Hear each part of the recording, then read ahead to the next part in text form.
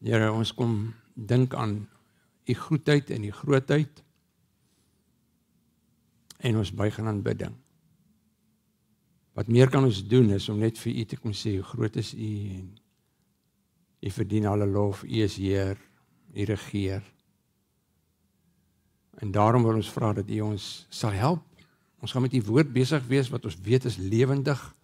Dis deur die Heilige Gees geïnspireer en dit word deur die Heilige Gees ook aan ons vertaal nou, nie net in Afrikaans nie, maar in die taal wat ons moet hoor, want elkeen wat hier sit, en elkeen wat luister, en elkeen wat kyk, is op een of ander plek met U. So elkeen gaan dalk 'n ander woord hoor, want U is met ons elkeen uniek besig, en dis wat dit so amazing is, wie U is. En daarom is hierdie woord, Vader, U manier hoe U ons met ons werk, en deur die Gees. Maak ons gehoorsaam, maak ons bereid om te luister, maak ons gewillig om te verander en te hoor. Amen. Nou ja, ons is besig met 'n nuwe tema van die jaar se tema is Jesus se lewe vir impak. Dan dink ek maar dit is nie net 'n slogan nie. Ek wil hê ons moet weet as ons sê Jesus het 'n lewe vir impak, wat is die impak? Dan kyk ek net na myself en sê maar wat is die impak wat hy in my lewe gehad het? En wat is die impak wat hy in my lewe maak? En dis waaroor dit gaan. En as ons nou lees hier in Johannes, ons is nou besig met Johannes, want ons kyk na die wonderwerke van Johannes, dan vertel Johannes onder andere, buiten al die stories wat hy vertel oor wat met hulle gebeur het, vertel hy onder andere wat sy impak het Jesus gemaak deur wonders te doen, deur wondertekens te doen en mense gesond te maak en mense uit die dood het op te wek. Maar hy vat net 8 van die 37 en dan, ek dink dis om 'n impak te maak. En daarom dink ek as iemand naby Jesus geleef het, wat so naby soos hy geleef het, vir 3,5 jaar saam met hom geloop het, en soveel goed by hom geleer het, hy op 'n stadium sê, ek kan nie eers vir julle alles vertel wat het gebeur nie, maar dan skryf hy hierdie, en ek gaan dit elke week lees, want ek wil hê ons moet weet, hoekom is Johannes besig om vir ons van die wonderwerke te vertel, en hoekom is ek en ons besig om daaroor te praat. Hy sê, Jesus het nog baie ander wondertekens, wat nie in hierdie boek beskryf is nie, voor sy disippels gedoen. Maar hierdie wondertekens, hierdie 8 wondertekens waaroor hy praat, is beskryf sodat julle kan glo dat Jesus die Christus is, die Seun van God. En sodat julle deur dit te glo in sy naam die lewe kan hê. So elke keer as ons hier daarna lees, dan moet ek onthou dat Johannes skryf hierdie sodat ons wat luister en hulle wat daarna luister kan glo dat Jesus Christus is die Seun van God. Dis waarmee hy besig is, as hy oor die wondertekens praat. En, sodat ons dit wat dit glo, kan lewe. Hy het in gedagte, dat wanneer jy die Bybel, of wanneer jy die Bybel lees, maar hierdie wondertekens onder andere ook na luister, dat jy sal glo. Nou, verlede week het ons by 'n troue gewees. Julle wat nie was nie, sal die troue julle nou gemis. En ons het water in wyn verander. Maar dis die storie gewees. Jesus was by 'n troue gewees en hy het daar met die wyn het opgeraak. Die water was daar genoeg en hy het van daai water wyn gemaak. En die lesse wat ons toe geleer het, ek gesê dat niks is vir Jesus te klein nie. As jy jou behoeftes na hom toe bring, dan hoor hy dit. En ek het ook geleer dat jy moet gehoorsaam wees. Partykeer sê Jesus of God vir jou, jy moet iets doen en dan doen jy dit nie, maar hy sê jy moet gehoorsaam wees. Wat ek nog geleer het, is om te sê dat hy gebruik gewone mense, hy gebruik gewone goed, en hy gee in oorvloed, die manier hoe hy gee is in oorvloed, maar die hoofboodskap, en dis wat ons gehoor het, en dis eintlik die boodskap maar van die Bybel, is dat Jesus is in die besigheid van transformasie. Hy kan water in wyn verander, maar die storie van die Bybel is dat hy verander dood in lewe in. Dis sy besigheid, dis waarmee hy besig is. Nou vandag se storie, nou hierdie het in Kana gebeur, ek gaan nou vir julle die kaart opsit, maar hy het in Kana gebeur, so 8 kilometer van Nazareth af. Nazareth is waar hy groot geword het, hy het sy bediening nog net begin, het was so 3 dae nadat hy sy eerste disippels geroep het, nou is hy nou daar, en nou is hy weer in Kana. Die storie wat ons vandag gaan vertel, is weer in Kana. Maar tussenin het daar klomp goed gebeur. Hy is af Jerusalem toe, en in Jerusalem het hy baie wondertekens gedoen, en die mense het in hom begin glo, en nou is hy op pad terug Nasaret toe. En op pad terug Nasaret besluit hy om nie langs die rivier af op die Jordaanrivier af op te loop tot by Nasaret nie, maar Nasaret is so 'n bietjie in die middel, en hy besluit ek gaan deur Samaria loop, wat 'n nou was vir 'n Jood. Jy gaan nie naby die Samaritane nie, hulle haat jou en julle haat hulle. En tog gaan hy besluit ek gaan deur die dorpie Samaria trek, en in Samaria ken jy die storie, is hy dors en dan kom 'n vrou en hulle gee hom water uit die put uit, en die vrou na 'n lang gesprek met Jesus begin aan hom glo en sy sê, hoor, hierdie mense van ons dorp moet dit hoor. Dis 'n amazing storie. Ek gaan nou verder lees vir julle. Maar is 'n amazing storie. En dan bly hy 2 dae op 'n plek waar 'n Jood nie eers 5 minute mag spandeer nie, en hy vertel van in die evangelie. Nou die storie begin daar, want dis hoekom ek vir julle eers hierdie moes vertel het. Hy sê na die 2 dae sê hy, na die 2 dae het Jesus daarvandaan na Galilea toe gegaan. Galilea was die provinsie van Nasaret. En hy het self verklaar dat 'n profeet nie in sy eie land geëer word nie. Maar toe hy in Galilea kom, het die Galileërs hom verwelkom. Hulle het alles gesien wat hy gedurende die feesvierings in Jerusalem gedoen het, want hulle was self ook by die Paasfees. En Jesus het toe weer na Kana in Galilea toe gegaan, waar hy die water in wyn gemaak het. In Kapernaum was daar 'n sekere regeringsamptenaar wie se seun siek was. En toe hy hoor dat Jesus uit Judea na Galilea toe gekom het, het hy na hom toe gegaan en hom gevra om te kom en sy seun gesond te maak, want hy het op sterwe gelê. En Jesus sê toe vir hom, as julle nie tekens en wonders sien nie, glo julle eenvoudig nie. En toe sê die amptenaar vir hom, Here, kom tog voordat my kind sterwe. Maar Jesus sê vir hom, gaan maar huis toe, jou seun lewe. Die man het geglo wat Jesus vir hom gesê het en gegaan. Toe hy nog op pad was, het sy werksmense hom al tegemoet gegaan en vertel dat sy kind lewe. En hy vra hulle toe presies wanneer hy begin beter word het, en hulle antwoord, gistermiddag 1:00 het die koors hom verlaat. Die pa toe besef dat dit op dieselfde oomblik was waarop Jesus vir hom gesê het, jou seun lewe. En hy en sy hele huisgesin het tot geloof toe gekom in Jesus. Nou, hier's 'n klomp goed wat in hierdie gedeelte is, wat 'n ou moet probeer verstaan om agter te kom wat is die storie hier.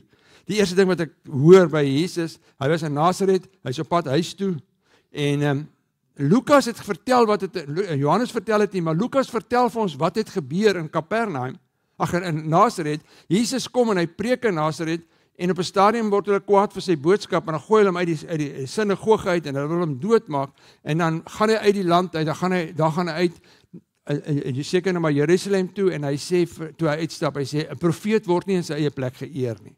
Nou skryf Johannes, hy sluit daarbey aan, hy sê, hy het self verklaar dat 'n profeet nie in sy eie land geëer word nie. So hulle is op pad terug. Nou wonder ek wat die gesprek was. Ek wonder hoe gaan die ontvangs nou wees. Nou kom hulle daar, dan sê hulle, maar toe hy in Galilea kom, het die Galileërs hom verwelkom. En hoekom is hulle nou so opgewonde om hom te verwelkom? Hoor wat staan daar. Want hulle het alles gesien wat hy gedurende die feesvierings in Jerusalem gedoen het. Want hulle was self ook by die Paasfees. So skielik het die moed verander in sy tuisdorp Nasaret. Hulle hou nou skielik van hom, want hulle het gesien wat hy doen. En as julle so onthou, so 'n paar weke terug, ek dink in die eerste kwartaal ergens het ek daaroor gepraat en gesê, daar's 'n klomp mense wat agter Jesus aanloop vir verskeie redes. En die eerste klomp mense wat agter Jesus aanloop is bewonderaars. Hulle bewonder hom, en vandag nog doen dit so. Mense bewonder Jesus, en dit is reg, ons moet hom bewonder. Hy is die wonderlike, wonderwerkende God.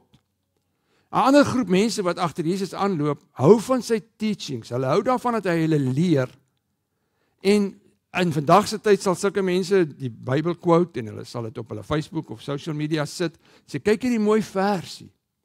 Maar beide van hierdie twee groepe wat agter Jesus daai tyd aangeloop het, en hierdie tyd aanloop, is doodeenvoudig, dit verander nie jou lewe nie.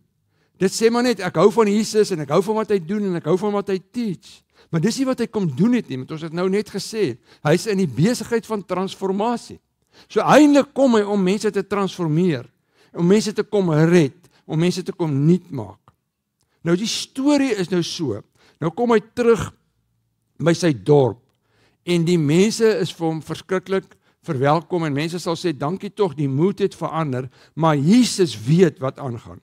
Want hy sê, ek ken mense, en vandag nog weet hy wat in jou hart aangaan, want hy ken mense. Hoor wat sê Johannes, net na hy in Jerusalem was. Hy sê, hoofstuk 2, hy sê, terwyl Jesus by die viering van die Paasfees in Jerusalem was, het daar baie mense tot geloof van hom gekom, toe hulle die wondertekens sien wat hy doen. Nou sê Jesus, nou sê Johannes, maar hy, Jesus, het hom nie verlaat op hulle nie, omdat hy geweet het hoe hulle almal is. Hy het nie nodig gehad dat iemand hom iets van mense vertel nie, want hy het self geweet hoe mense is. So die gedagte wat hier is hy kom terug na sy mense toe, en die mense sê, wow, Jesus is hier terug in die dorp, hierdie wonderlike Jesus, maar hy sê, ek het geweet, dat mense kom sommer net agter my aan, omdat hulle my wondertekens, glo. Nou die Samaritaanse, op sy terugrit het ek gesê, was hy by Samaria gewees. En dit is 'n amazing story as jy die storie gaan lees, dis nou net in die voorhoofstuk, voor hier wat ons nou gelees, is dit gou vir my dit daarop. Nog baie meer, hy het nou ingekom in die stad in Samaria, hy slaap toe daar, nou sien hy nog baie meer van hulle tot geloof van hom gekom, op grond van wat hy gesê het. Hoor nou gou daar, 'n klomp mense in Jerusalem het op grond van die wondertekens in hom begin glo, en in Samaria, die mense wat die mees gehate mense is vir Jode, kom hulle tot bekering, omdat hy geen wondertekens gedoen het nie, maar op grond van wat hy gesê het. Die volgende versie sê, en hulle het vir die vrou gesê, ons glo nie meer op grond van wat jy vertel het nie, want ons het nou self na hom geluister. Hoor hier, en ons weet dat hy waarlik die verlosser van die wêreld was. En tot hiertoe het net Johannes die doper dalk gesê dat hy die verlosser is, maar verder het nog niemand gesê dat hy die verlosser is nie. So, Jesus ken mense, en ek wil vandag sê, hy weet presies wat in jou hart is. Hy weet hoekom jy hom volg. Hy weet hoekom jy hier is. Is ons dalk net 'n bewonderaar van hom?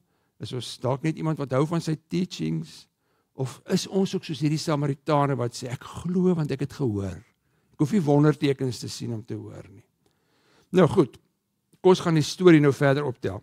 Jesus het toe weer na Kana in Galilea toe gegaan, waar hy die water in wyn gemaak het. In Kapernaum was daar 'n sekere regeringsamptenaar wie se seun siek was, en toe hy hoor dat Jesus uit die Judea na Galilea toe gekom het, het hy gegaan en hom gevra om sy seun gesond te maak wat op sterwe lê.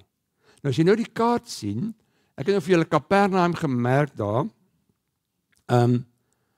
en hier is Kana, ek wil hê ons moet so vir 'n oombliekie dink aan hierdie persoon.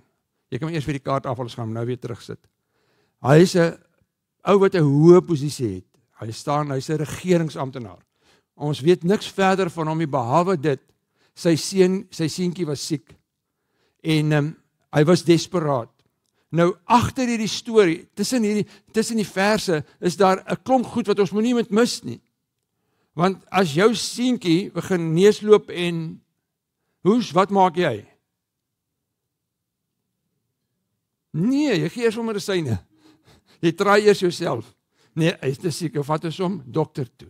Nou wat gebeur hier? Dis wat agter die storie gebeur by hierdie mens. Hy bly in Kapernaum, hy's 'n hoë regeringsamptenaar, hy het 'n klomp slawe wat vir hom werk, sy seentjie is siek, en sy vrou sê van, hoor, die boetie is siek. En dan sê hy, kom ons gaan Jesus toe. Net soos ons sê, kom ons gaan dokter toe. Nee, hy seker eers self ook, maar hulle het nog nie boererate gehad, hy seker maar Joodse rate gehad, ek weet nie wat noem jy dit nie, maar hulle het hulle boererate geprobeer, maar boetie wil nie siek word, gesond word, hy word al sieker en sieker, en dan sal hy natuurlik begin rondvra, het gesê, hoor, kom ons vat hom dokter toe, en daar was dokters in daai tyd, want ons weet, Lukas was 'n dokter, hy vat hom dokter toe, en die seentjie word net sieker en sieker, en dan moes hy ergens gehoor het, want Jesus was nog nie in Kapernaum nie, ergens moes hy gehoor het, maar Jesus is hierdie persoon wat wondertekens doen, en dan besluit hy op 'n manier, ek gaan na Jesus toe. Ek gaan stap soontoe, en want die terrein sit gou vir ons weer op, daai terrein soontoe, dis baie heuwelagtig, dis 32 kilometer. Nou gemiddelde mense op daai tyd het gestap 20 tot 25 kilometer, hulle het oral karavanse raais gehad, waar jy kon gaan stop het en oorgeslaap het. So dit was nie net 'n vinnige stap tot soontoe nie, dit het ten minste 'n dag en 'n half vir hom gevat om by Jesus uit te kom.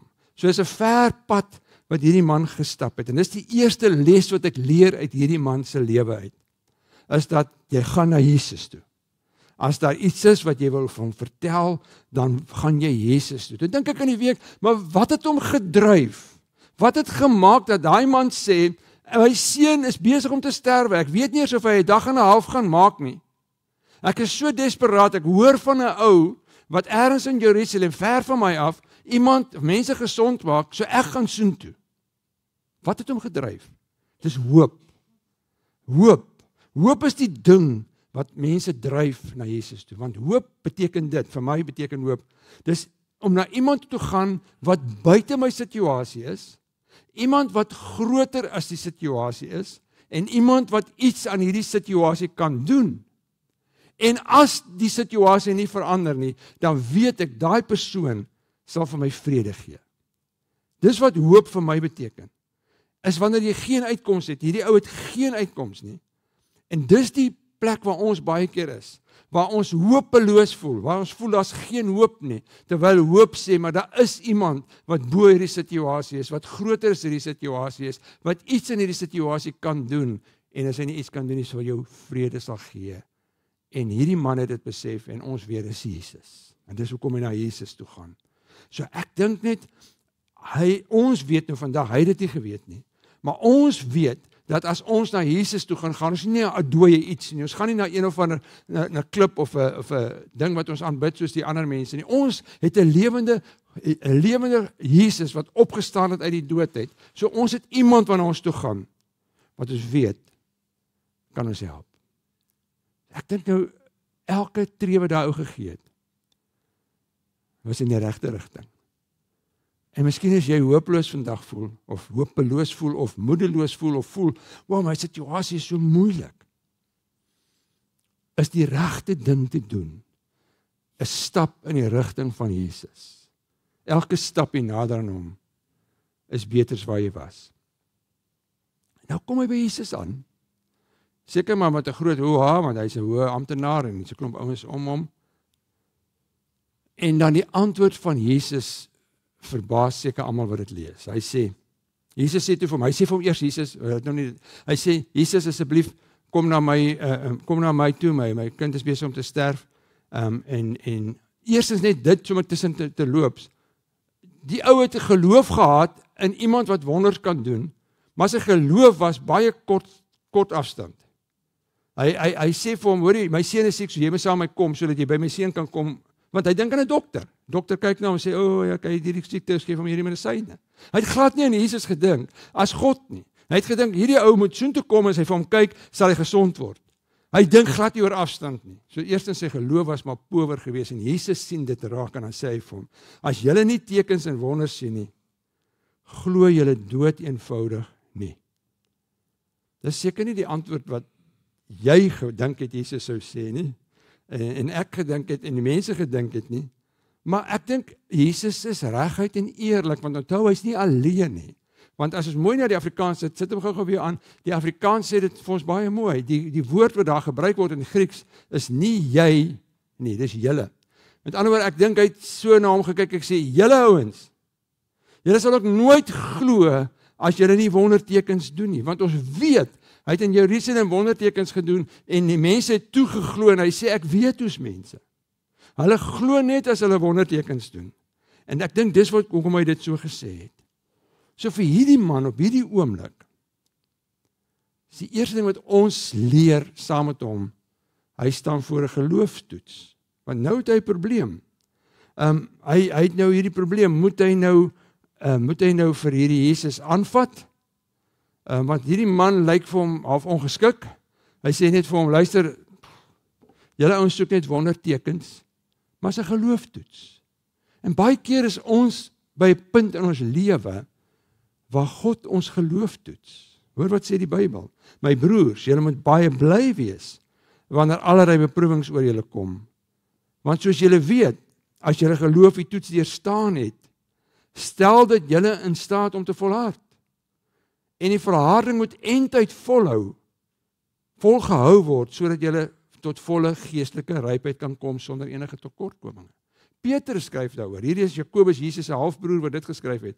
Petrus, wat een van sy disippels is, skryf dieselfde. Hy sê, verheug julle hieroor, Selfs al is dit nodig dat julle 'n kort tydjie bedroef moet word deur allerlei beproewings, sodat die egtheid van julle geloof getoets kan word. Julle geloof is baie kosbaarder as goud, goud wat vergaan. Selfs die suiwerheid van goud word met vuur getoets. En die egtheid van julle geloof moet ook getoets word, sodat dit lof en eer en die lof, heerlikheid en eer waardig mag wees by die wederkoms van Jesus. Nou ek moet eerlik wees. Ek is nie bly as daar 'n beproewing oor my kom nie. As jy deur hierdie geloofstoets gaan, my natuurlike reaksie is nie, jippie, is nog ene. Nee. Maar naderhand as jy begin agterkom, wow, die Here is besig met my geloof hier. Hy is besig om my te toets, dan begin ou dalk groei en dan begin naderhand aanvaar, maar hoor jy, die Here is nou besig om my te toets. So nou moet ek oplet. Maar ons natuurlike reaksie, mense se natuurlike reaksie, en ek meen, ek beleef dit baie keer, mense my sê, maar hierdie ding het met my gebeur, so waarom straf die Here my? Of waar was die Here? Hoekom laat hy dit toe? Dis ons natuurlike reaksie. En ek dink hierdie man het by hierdie punt gekom, waar hy sy geloof getoets moet word. En dis waar hy staan, hy het ver geloop, en hy het verwag dat, as hy daar kom, en hy hoor, en Jesus sê vir hom, hy sê vir Jesus, hoor jy, my seentjie is siek, en hy hoor hy's 'n wonderwerker, mense wat wonderwerke maak, dat hy sou omdraai, en saam met hom stap. Want dis wat hy verwag het. Hy het nie verwag enigiets anderster, as net 'n wonderteken nie. En Jesus sê, dis wat jy soek. En ek dink daai lot mense wat om hom was, het almal gesê, ons loop agter Jesus aan, want ons hoor hy doen wondertekens, en hier is hy, ons het hom verwelkom, en nou kom hierdie geleentheid, dat hy 'n wonderteken kan doen, en ek dink daar was so opgewondenheid in die skare, en sê, hier vandag gaan 'n ding gebeur. En ek dink as Jesus daar omgedraai het en begin stap het, dan sou hy met 10 begin het dalk, en teen hy by Kapernaum gewees, sou 1000 mense agter gestap het, want almal sou gesê het, want ons is op pad, ons is op pad Kapernaum toe, Jesus gaan nou ouetjie gesond maak, kom kyk julle almal. En dis wat Jesus nie wil doen nie.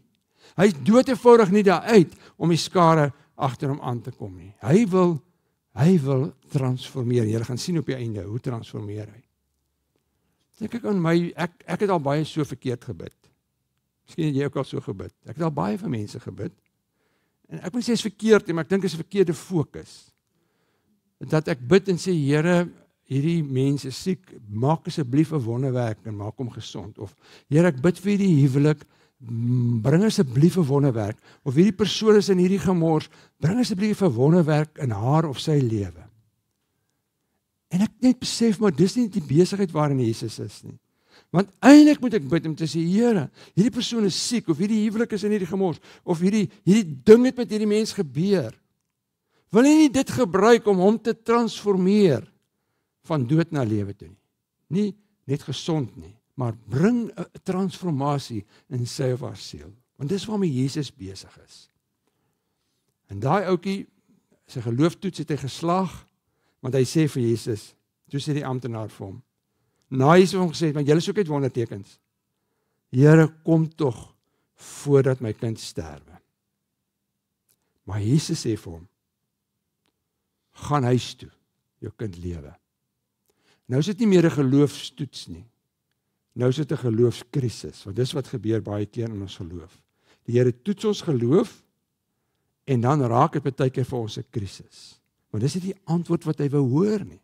Die antwoord wat hy wou hoor is dat Jesus sê, ouens, kom pak op, ons gaan loop, ons gaan Kapernaum toe, ons gaan hierdie kind gesond maak. En hy het dit al gedoen. Julle gaan van sy ander wonderwerke het hy gesê, kom ons gaan na die mense se huis toe. Maar in hierdie geval waar hy hierdie skare wys, julle soek wondertekens, maar dis meer as wat ek is. En hy bring hierdie ou by 'n krisis. En 'n krisis van geloof beteken, daar is nie eintlik vreeslike baie opsies nie. Die een opsie is net doodevoudig om te sê, wel, jy het net 2 opsies.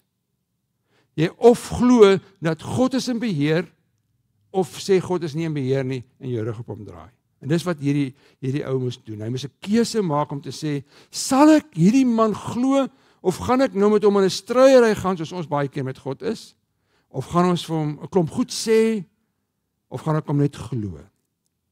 En dan weet ons, die man het omgedraai, want die man het geglo, wat Jesus vir hom gesê het, en gegaan. So nou is dit 'n tweede vlak van geloof. Sy eerste vlak van geloof was, ek glo in Jesus, ek dink hy's 'n wonderlike ou, En ek wil graag hê hy moet vir my wonderwerk kom doen. Die tweede ding was dat hy het hierdie man gehoor. En nou glo hy dit wat hy gehoor het. So dis die tweede groep mense wat agter Jesus aanloop. Is mense wat sê ek glo dit, ek hoor wat hy sê, dis mooi wat hy sê, maar dit verander nog niks nie, want ons het nog niks in hierdie man het verander nie. Hy het nog net geglo dat my seun sal gesond word en dan stap hy. En dan kom hy by 'n tweede ding waarmee ons baie keer wat vir ons baie belangrik is. En dan glo hy. Want hoop en geloof, as jy met jou hoop na God toe gaan, dan kom dit by 'n punt dat jy glo. En dis wat die definisie van glo is. Daai volgende versie. Om te glo is om seker te wees van die dinge wat ons hoop. Om oortuig te wees van die dinge wat ons nie sien nie. Want ons sê, sien is glo. Die Bybel sê, glo is sien.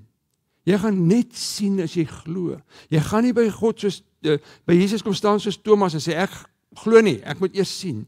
Nee, hy kom en hy sê, hoop en geloof is om te sê, ek hoop op die dinge wat ek nie kan sien nie. Ek kan nog nie sien dat my seun gaan lewe nie, maar hierdie man het gesê, ek moet omdraai en loop, daarom het ek hoop en geloof en dan stap ek. En dan kom hierdie ongelooflike ding. Ek moet net so sê, kan jy jou indink vir 'n oombliekie? Jy's hierdie pa. En nou moet jy terugstap. Jy gaan vanaand nie by die huis uitkom nie, want dit is te ver. Hy moes ergens oorslaap, voordat hy 'n dag en 'n half later eers kan uitvind, het my seun gelewe. So ek dink hy het so geloop, linkervoet, hy's dood. Regtervoet, hy lewe. Linkervoet, nee, hy's dood. Die hele tyd het hy getop en gedink. Ek dink nie eens dat hy nag geslaap nie. Miskien het hy hele nag gesê, o, die dag moet net kom, so ek kan aanstap, want ek weet nie, is hy dood of is hy lewe nie. Man het gesê hy lewe, maar toe ek hom gelos het, was hy besig om te sterwe. En ek dink dis waarmee ons baie sit. Ons lê in die nagte wakker en top, nadat ons met God 'n ding gegee het, nadat ons na hom toe gegaan het en vir hom gesê het, help my hiermee, dan lê ons nog steeds wakker. Want ons skep sulke scenario's. Wat gaan gebeur? En soms moet ons net doodevoudig die pad stap saam met Jesus. En moet ons net hierdie geloof hê, dat hy sal doen wat hy gesê het. En daarom is dit wat Jesus omgee ook vir julle, 'n belofte van lewe. Dis die eerste belofte wat hy gekry het. Ag, dis die belofte wat hy het. As ek terugstap, beloof hierdie man Jesus, my kind sal lewe. En nou het hy geglo, en dis die volgende punt. Hy geloof bring lewe. Nie andersterom nie. En nie ons wil eers sien, dan gaan ek glo nie. As jy begin glo, begin jy lewe. En dis wat hier gebeur het. Nou, daar gebeur daar 'n wonderlike ding. Toe hy nog op pad was, het sy werksmense hom al tegemoet gegaan en vertel dat sy kind lewe. En hy vra hulle toe presies, want hy wil nou check nou, het ek nou reg geglo. Hy vra hulle toe presies, wanneer het hy begin beter word? En hulle sê vir hom, gistermiddag. So daarom weet hy, moes ergens oorgeslaap het, né? Gistermiddag, 1 uur, het die koors hom verlaat. En dan gebeur daar iets ongeloofliks. Die pa het toe besef, dat dit op dieselfde oomblik was, waarop Jesus vir hom gesê het, jou seun lewe. En hy en sy hele gesin het tot geloof in Jesus gekom. Nou is daar 'n verandering. Nou kom hulle by 'n punt waar hulle sê, hierdie man is nie net 'n wonderwerk mens nie. Hierdie mense en sy hele gesin, dit beteken die slawe, almal wat daar was, het net gesê, ons glo dat hierdie man is regtig God. En ek dink dis waar God ons uiteindelik wil uitbring. Dit is 'n diepgaande oorgawe, dat hy is nie net 'n wonderwerk man nie, maar hy is ook regtig God, want hy kan oor afstand werk. Hy het nie nodig om iemand te vat nie, hy het nie nodig om een of ander ritueel te doen. Hy sê net lewe en hy lewe. En hy sê, hoe laat was dit? Hy sê nee, dit was omtrent 1 uur. Hy sê nee, ek het seker nie 'n horlosie gehad nie. Ek weet nie hoe dit gekyk nie, maar dit is omtrent 1 uur gewees. Hy sê ja, dit is omtrent 1 uur gewees. En dan glo hy in God. En ek is seker daarvan in my hart. Julle en ek wat glo en in die hemel sal instap, gaan daai man daar aantref. En ek dink hy's besig om vir almal die storie te vertel en sy vrou. En kan jy dink, jy praat met daai seentjie. En hy sê, ek glo, want Here is, Jesus is God. Dis wat ek glo. En daarom wil ek dink die storie van vandag is nie net om te sê ek glo Jesus, want hy's 'n wonderlike man nie. Ek glo hom want hy sê sekere goed nie. Ek dink wat hy ons wil uitbring, dis die storie. Geloof gee ewige lewe. Want dis eintlik die storie wat ons wil uitbring. Geloof wat ewige lewe gee. Want dis help nie ons beleef al hierdie goed in hierdie wêreld nie. Beleef wonderlike goed en ons mis dit dat Jesus vir jou die ewige lewe wil gee. En dis wat hulle geglo het. So Hebreërs 11 sê dit, as 'n mens nie glo nie, is dit onmoontlik om te doen wat God wil. So dis die toets wat ons moet self gee. Wie tot God nader, moet glo dat hy bestaan, en die wat hom soek sal beloon word. En ek dink dis waar hierdie ou uitgekom het. Hulle het by 'n punt gekom om te sê, ek glo dat hy bestaan, en ek gaan sy wil soek. En hy sê, as jy daar leef, as jy so leef, as jy met jou geloof op daai punt kom om te sê, ek glo nie net omdat hy 'n wonderlike man is, ja, hy is wonderlik, en ek glo nie net omdat hy 'n wonderlike teacher is nie, want hy is. Maar ek glo dat hy, soos wat Johannes vir my gesê het in die begin, ek vertel jou hierdie storie, sodat jy kan glo dat Jesus die Seun van God is, en sodat jy kan glo, sodat jy kan lewe. En dis waar God wil uitkom. Hy wil nie net gesond maak, hy wil nie net jou situasie verander nie, hy wil hê jy moet by 'n punt kom, terwyl jy in 'n geloofskrisis is, maar miskien verander hy glad nie jou situasie nie. Hy wil jy by daai punt uitbring, te sê, geloof in my bring ewige lewe. En dis waar hy is. En nou vra ek maar net, waar is jy op jou reis met God? Is jy dalk maar een van die miljoene mense wat maar net 'n meeloper van hom is, en sê, ek glo, maar miskien het jy nog nie daai ewige lewe nie. Dalk is jy vandag, ek weet nie waar jy is nie, dalk is jy in 'n krisis. Dalk het jy 'n erge krisis. Dan weet jy, maar God is besig om met geloof te toets. Dalk sê jy, maar ek sal dit maar probeer self oplos. En dan hoor ek vandag, nee. Dalk is dit vandag so by jou, dat jou geloof is so, of jy hoor so, dat die Here sê, jy moet vandag omdraai, en met huis toe gaan. En jy jou omstandighede by die huis, weet jy is nie lekker nie. Of jy moet omdraai, môre werk toe gaan, Junie toe gaan, skool toe gaan, en jy weet, is nie lekker nie. Of waar jy hoor, ek moet omdraai, en teruggaan na my gat van depressie, en ek moet aangaan met my lewe. Wil jy nie vanoggend soos hierdie man, hom net op jou woord vat, op sy woord vat, om te sê, al verander jou situasie nie, ek's daar, ek's klaar daar. As jy vandag by jou huis kom, môre by jou werk kom, weer in jou depressie wil verval, of in jou angs, of wat ook al, in jou lewe, jou dryf, te sê, ek weet, ek kan omdraai, ek kan hom glo, hy is daar, en hy gaan dit daar glad nie verander nie. Want ons weet, van hierdie blomme het hy in is, het God baie keer, ons sê ja, ons is eer omdat hy ons gebed verhoor, maar gebedsverhoring is baie keer nee. Baie keer gaan jy hoor, maar die Here sê vir my, ek moet omdraai, maar dit gaan 'n nee wees. Of dit gaan wag 'n bietjie wees, of dit gaan ja wees. So dit maak nie saak wat gebeur nie, wat in jou situasie is nie. Jy weet dat God is daar. En dis die belofte wat hy gee, en daarmee sluit ek af. Hy sê dit. Wil jy nie dit onthou nie? Ek sal jou nooit verlaat en jou nooit in die steek laat nie. Daarom kan ons met vertroue sê, die Here is my helper. Ek ken geen vrees nie. Wat kan die Here aan my doen? Ek dink dis die woord wat hy vir ons omdraai vandag en sê, gaan in jou lewe in. Want ek gaan jou nooit in die steek laat nie.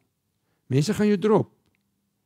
Ek sê baie keer as dit met my swaar gaan, en sê ek wel, ek is nou so oud soos ek is, en ek kan nie agterkom dat hy my al ooit gedrop het nie, hoekom sal hy my nou drop? Hy sal nie, want hy sê ek sal jou nooit verlaat nie. Ek sal jou nooit in die steek laat nie. Daarom kan jy huis toe gaan en sê, maar die Here is my helper. Ek ken geen vrees nie, ten spyte van jou vrees, ten feite van jou omstandighede. So trust hom, vertrou hom, gaan deur hierdie geloofstoets, gaan deur hierdie geloofskrisis, kom by 'n punt waar jy sê, ek lewe in die geloof. Kom ons bid. Here, jy sit mense met verskillende omstandighede hier vandag. Party is op pad na 'n situasie toe wat dalk vir hulle gaan 'n toets wees. Party van die mense sit in 'n groot situasie wat op die oomblik vir hulle so swaar lyk en moeilik lyk en sê, dit is onoorkomlik. En dan hoor ons, nee, U sê, draai om, ek is daar. Vat, dat ons op U woord sal vat. Dat ons sal weet, wanneer 'n situasie kom, soos hierdie man wat 'n krisis gehad het, seentjie is besig om dood te gaan, ons het dalk 'n ander krisis. Maar ons doen soos wat hy doen nou, op hierdie oomblik. Ons kom na Jesus toe. Ons kom staan voor U. En ja, ons vra vir 'n wonderteken. En ons vra dat U 'n wonderwerk sal doen in hierdie situasie. Maar ons glo nie in U net as die wonderlike Jesus nie. Ons wil U vat op U woord, maar ons wil nie net dit glo nie. Ons wil ook glo dat ten spyte van alles wat met ons gebeur en gaan gebeur, U sal ons nie verlaat nie, U sal altyd by ons wees. En daarom, Here, kan ons lewe. En daarom is in hierdie transformasie, nie net water en wyn nie, maar van dood na lewe. En dis wat ons wil hê, van hartseer na vreugde. Dis hoe U ons verander. En ek bid vir hulle wat in 'n moeilike situasie is, dat hulle vanoggend net die vrede sal beleef. Maak nie saak wat gebeur nie. God is in beheer. Amen.